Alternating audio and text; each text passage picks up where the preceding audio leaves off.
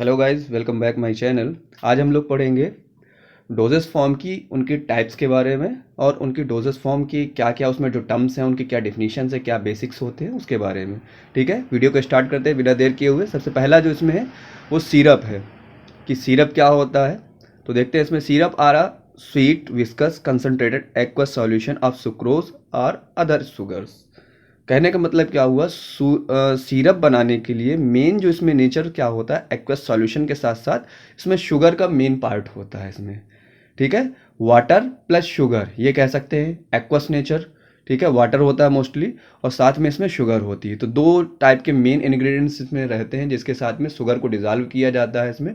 70 to 60 के something, 60 to 70 के something इसमें शुगर रहती है। समथिंग 80% भी मैनी टाइम्स ऑफ शुगर इसमें यूज़ होती है कुछ केसेस में। ठीक है, तो बाकी उसमें मेडिसिन रहती है और बाकी वाटर के साथ इसको डिज़ोल्व करके एक स्वीटनिंग एजेंट के तौर पे यूज़ में आता है ये। एलिक्सर, एलिक्सर क्या होता है? Elixir are clear pleasant flavoured sweet and hydroalcoholic liquid preparation for oral use. ठीक है, एलिक्सर क्या होता है? ये ट्रांसपेरेंट होता है या कह सकते हो कि क्लियर, एक साफ दिखने वाला। ठीक है ना, ये भी सिरप की तरीके ही होता है, क्लियर साफ दिखता है। फ्लेवरिंग इसका अगर फ्लेवर्ड एजेंट, इसमें स्वीटनिंग एजेंट भी यूज़ होता है। साथ में इसमें क्या रहता है कि ये एक्वस ना होके हाइड्रो एल्कोहलिक प्रिपरेशंस होती है। कहने का मतलब क्या हुआ, इसमें अल्कोहल की क्वांटिटी होती है। ठीक है, प्रिपरेशन फॉर ओरल यूज़, ये ओरल यूज़ कहने का मतलब क्या हुआ कि ओरल यूज़ से यूज़ होने वाली एक ऐसी प्रिपरेशन है जिस पे हम लोग हाइड्रो एल्कोहलिक लिक्विड प्रिपरेशन के ज़रिए से इसको मेडअप किया जाता है या प्रिपेयर किया जाता है। ठीक है, स्प्रिट के बारे में देखते हैं। इसमें लिखा हुआ है स्प्रिट आर एल्कोहलिक और hydro alcoholic solution of volatile substance. ठीक है, किसी भी ऐसे सब्सटेंस का जो कि वोलाटाइल नेचर का है, उसको एल्कोहलिक हो या हाइड्रो एल्कोहलिक हो। अब यहाँ पर बात आ गई एल्कोहलिक और हाइड्रो एल्कोहलिक, ये दोनों चीज़ें समथिंग एक ही हैं, एक ही पार्ट के दो अलग अलग। एल्कोहल नॉर्मल फॉर्म हो गया, हाइड्रो एल्कोहल मतलब जिसमें हाइड्रोजन ग्रुप साथ में जुड़ गया हुआ है। ठीक है ना, तो अब ये हाइड्रो एल्कोहलिक सॉल्यूशन के साथ में वोलाटाइल सब्सटेंस को इसमें क्या किया जाता है, ऐड कर दिया जाता है। ठीक है, तो ये स्प्रिट्स होते हैं। ये मोस्टली इसमें क्लीनिंग के लिए नॉर्मल स्प्रिट मार्केट में अवेलेबल होते हैं। इसमें 70 57 के समथिंग या 80 के समथिंग, 75 के समथिंग इसमें जो होता है अल्कोहल का नेचर होता है। ठीक है, तो माइक्रो ऑर्गेनिज्म को किल भी कर देते हैं, बैक्टीरिया को किल कर देते हैं। तो ये स्प्रिट्स होता है, इसका भी यूज़ में लाया जाता है। फिर आता है इसमें टिंचर्स। टिंचर क्या है? टिंचर आर एल्कोहलिक और hydro alcoholic solution of vegetable drug. ऐसे ड्रग्स जो वेजिटेबल से ऑब्टेन करे जाते हैं उनका क्या किया जाता है, अल्कोहल के साथ में या हाइड्रो अल्कोहलिक सॉल्यूशन के साथ में, सीधी सी बात है, उनके साथ में उनका टिंचर तैयार किया जाता है। ये भी ओरल रूट से दिए जाते हैं टिंचर्स भी। फिर आता है लिंचस। ठीक है, लिंचस कैसे होता है? लिंचस आर अ विस्कस मतलब गाढ़े होते हैं, लिक्विड प्रिपरेशंस होती containing sucrose and medicinal agent. इसमें क्या होती है, दो चीज़ें होती हैं मेन, सुक्रोज के साथ में medicinal agent and use for the relief of cough. ठीक है, ये कफ को रिलीफ करने के लिए या कह दो कफ को सप्रेस करने के लिए, कफ को एक्सप्रेट आउट करने के लिए ये यूज में लाया जाता है लिंचस। और ये भी एक तरीके से कह सकते हो कफ सिरप को ही लिंचस कहा जा सकता है, जो कि विस्कस होगा, लिक्विड होगा, साथ ही साथ उसमें सुक्रोज के साथ में मेडिसिनल पार्ट पड़े होंगे, मेडिसिनल एजेंट होंगे। ठीक है ना, ड्रग्स के पार्ट पड़े होंगे जिसका काम होते हैं, सीधे से हिंदी में अगर बात कही जाए तो इसको खांसी का सिरप ही आपका लिंचस का एक बेस्ट एग्जाम्पल है। ठीक है, मिक्सचर्स आते हैं कुछ। Mixture is the liquid medicinal for internal use containing several doses in one bottles. कह रहा है मिक्सचर में क्या होते हैं, एक लिक्विड मेडिसिन है फॉर इंटरनल यूज के लिए। ठीक, containing several doses in one bottle, एक बॉटल के अंदर एक बेटल लिखा हो, इसमें सही कर लेना, ये मीनिंग का गड़बड़ है इसमें। ठीक है, तो सेवरल डोजेज वन बॉटल, कई सारी डोज होती हैं, मतलब कि एक बॉटल के अंदर इसमें ये मानो कि 20 से 30 बार उसको 10-10 ml या 20 ml तक लिया जा सकता है। कई दवाओं का मिक्सचर होता है इसमें, सिंगल एक ड्रग्स नहीं होती, कोई एक मेडिसिन नहीं होती, दो या दो से ज़्यादा 4-6 मेडिसिन भी हो सकती हैं इसमें मिक्सचर्स में। ठीक है ना, इसको भी ओरल रूट से लिया जाता है। फिर आता है draft. Draft is a liquid medicine for internal use containing single dose in one bottle. ऐसी कोई मेडिसिन जो सिंगल एक बार में उसको पी के खत्म कर दिया जाए। ठीक है ना, और लिक्विड में प्रिपरेशंस में होती है, मतलब लिक्विड फॉर्म में होती है, ओरल रूट से ये ली जाती है, उसको ड्रॉप्ट कहा जाता है। ठीक, मिक्सचर और ड्राफ्ट में इतना फर्क है सिर्फ कि मिक्सचर के अंदर इसमें एक बॉटल के अंदर बहुत टाइम लेने के लिए होता है, कि मतलब आप उसमें 20 से 30 डोजेस हो सकती हैं, 10 हो सकती हैं, 5 हो सकती हैं, मतलब 10 से ज़्यादा ही मानो, सेवरल मानो, ठीक है ना। और ड्राफ्ट में क्या होता है, ये भी लिक्विड है, सेम वही चीज़ है, सेम कंटेनिंग वही फार्मूले के अकॉर्डिंग बनती है, बस इतना फ़र्क है कि ये सिंगल यूज़ के लिए बनती है, इसमें एक बार में ही पूरी बॉटल ख़त्म। सॉल्यूशन की बात करते हैं। Solution are a liquid preparation containing one or more chemical substance dissolve in water. Solution और सिरप की अगर बात करा जाए तो समथिंग एक ही टाइप के होते हैं, क्योंकि सिरप में भी क्या होता है, शुगर को डिजॉल्व करने के लिए हम लोग एक्वस सॉल्यूशन लेते हैं, एक्वस वाटर लेते हैं, ठीक है।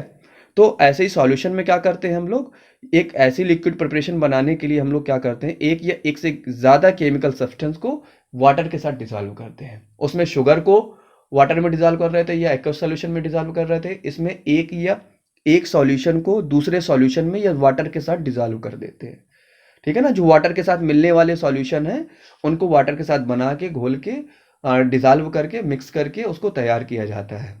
ठीक, वही चीज इसमें लिखा हो, solution are liquid preparation containing one or more chemical substance dissolve in water.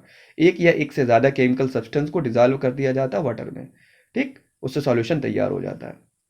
Emulsion, emulsion is a biphasic, उस टाइम पे हमने बताया था, बात कर चुके हैं ऑलरेडी इसके बारे में कि इमल्सन कैसा होता है, बाईफेजिक होता है। एक होता है वाटर, एक होता है ऑयल, ऑयल सॉरी, एक होता है वाटर, दूसरा होता है ऑयल। और कभी एक ऑयल होगा, एक वाटर होगा, या कई मर्तबा क्या होता है इसमें बाईफेजिक के अलावा, मतलब एक फेज ऑयल फिर वाटर या फिर ऑयल। इसका मतलब ये हो जाता है कि इसमें दो फेज कई मर्तबा हो जाती है, इसको मल्टीपल इमल्सन कहा जाता है। तो हम लोग फिलहाल अभी इमल्सन का बेसिक समझ रहे हैं। तो इमल्सन में एक होता है ऑयल और एक होता है वाटर, ठीक है। तो इमल्सन कैसा है, बाईफेजिक, बाई का मतलब दो, मोनो का मतलब सिंगल एक, ठीक है, इस बात को याद रखना। तो इमल्सन कैसा होता है, बाईफेजिक डोजेस फॉर्म होता है, ठीक है। तो emulsion biphasic system containing two or immiscible liquid. अब इमल्सन के केस में एक सबसे मेन इंपॉर्टेंट थिंग्स ये होती है कि दो ऐसे फेज होते हैं इसमें कि ऑयल एंड वाटर, अगर तेल और पानी को आपस में मिलाएंगे तो क्या ये आपस में मिलेंगे, नहीं मिलेंगे ना। तो इनको मिलाने के लिए इसमें एक एजेंट डाला जाता है, या कह दो तीसरा एजेंट डाल दें इसमें, ठीक है, उसको कहा जाता है इमल्सीफाइंग एजेंट या सरफेक्टेंट या डिसइंटीग्रेट या डिटर्जेंट, डिटर्जेंट नहीं कहा जाएगा, सरफेक्टेंट कह सकते हो, सस्पेंडिंग कह सकते हो, ठीक है ना। तो ये करता क्या है, दोनों फेजेस के मॉलिक्यूल के बीच में इंटरफेशियल टेंशन को रिड्यूस कर देता है। क्या कर देता है, इंटरफेशियल टेंशन को रिड्यूस कर देता है, जिसकी वजह से वो दोनों सब्सटेंस ऑयल और वाटर जो आपस में मिलने वाले नहीं ना, वो आपस में क्या हो जाते हैं, मिक्स हो जाते हैं, ठीक है।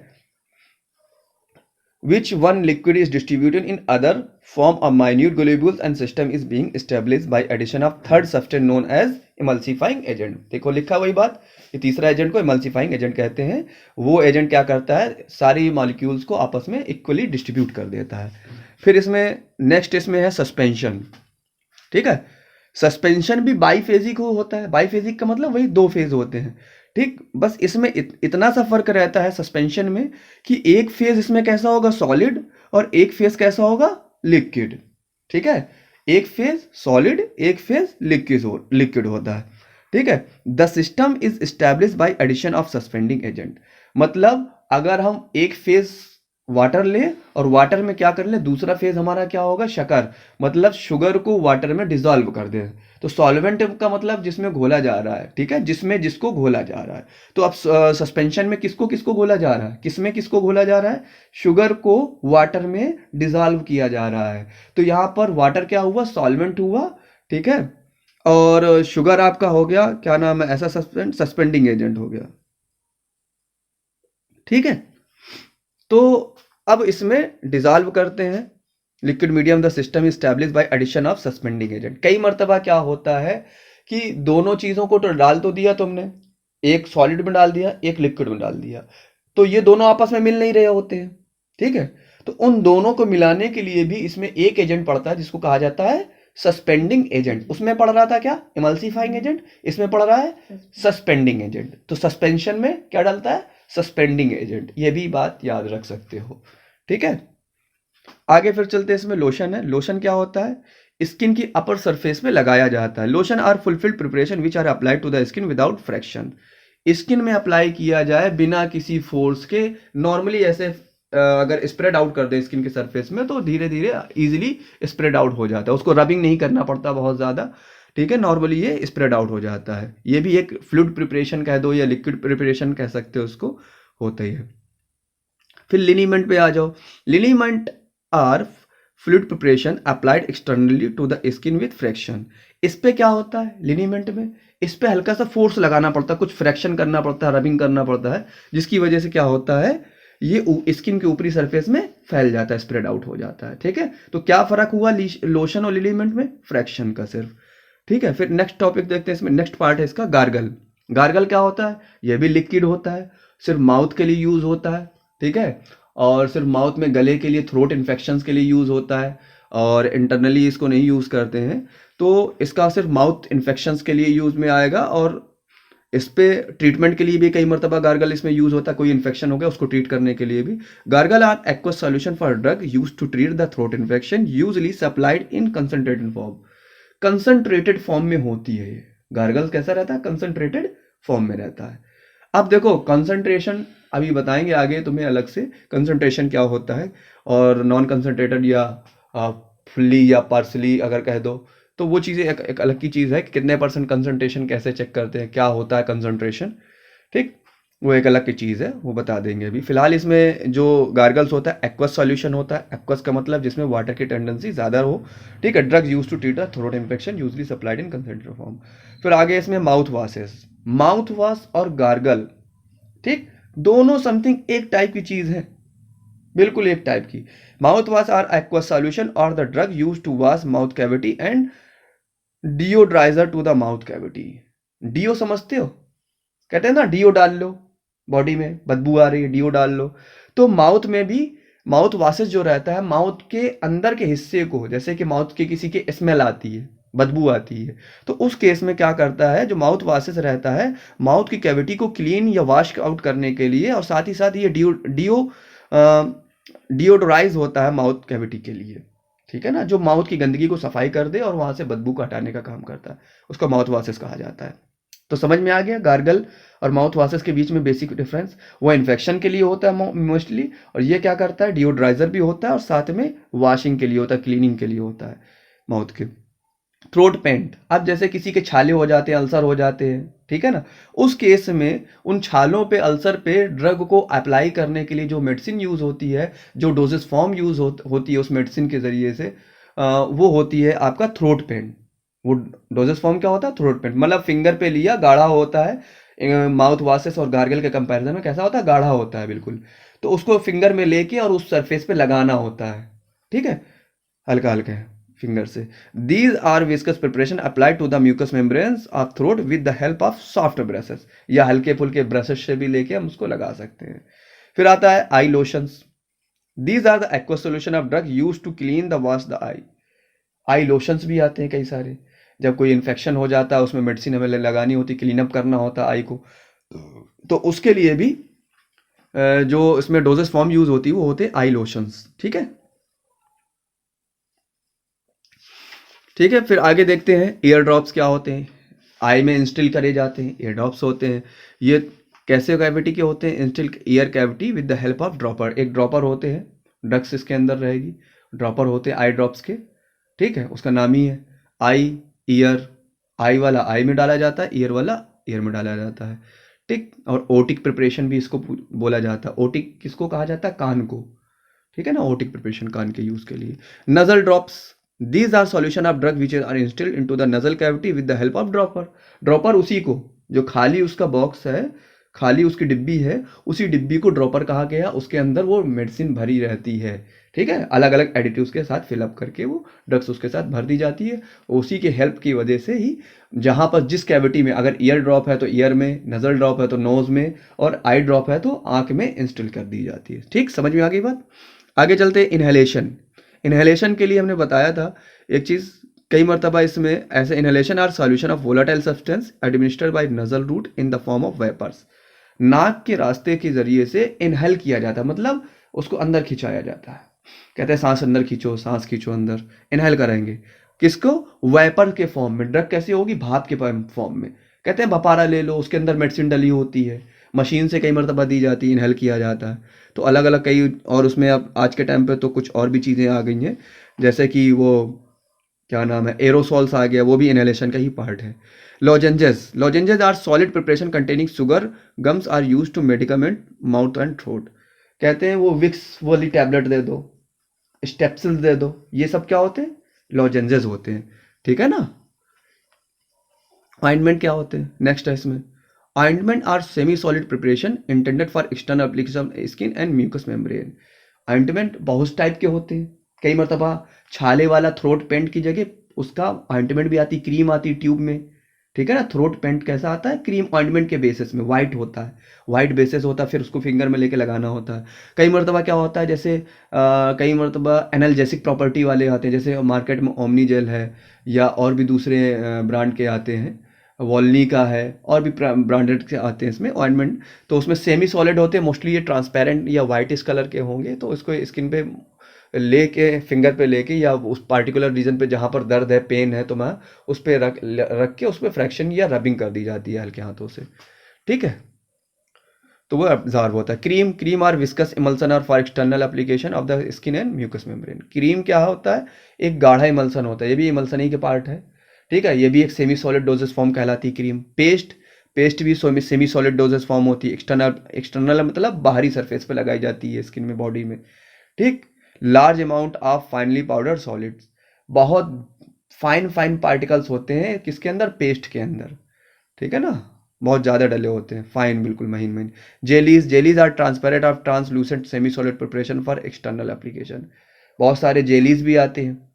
ठीक? उनको भी एक्सटर्नल एप्लीकेशन मतलब बाहरी शरीर में, स्किन में लगाया जाता है, उनको रब कर दिया जाता है। ठीक है?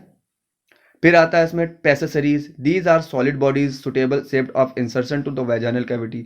बहुत टाइम इन्फेक्शन हो जाता है, ठीक है, पेशाब वाली जगह में इन्फेक्शंस की वजह से, उस पे क्या आते हैं, यूज में आता है पैसेसरीज। ठीक?